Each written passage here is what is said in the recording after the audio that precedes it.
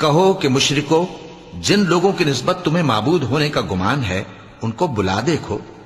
وہ تم سے تکلیف کے دور کرنے یا اس کے بدل دینے کا کچھ بھی اختیار نہیں رکھتے۔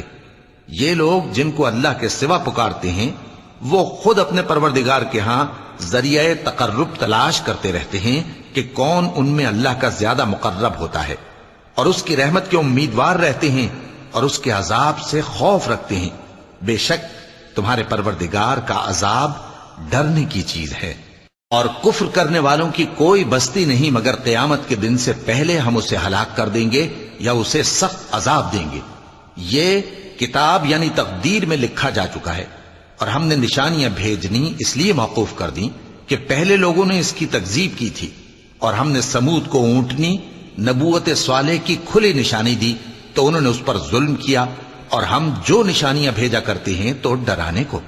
اور جب ہم نے تم سے کہا کہ تمہارا پروردگار لوگوں کا احاطہ کیے ہوئے ہے، اور جو منظر ہم نے تمہیں دکھایا اس کو لوگوں کے لیے آزمائش کیا،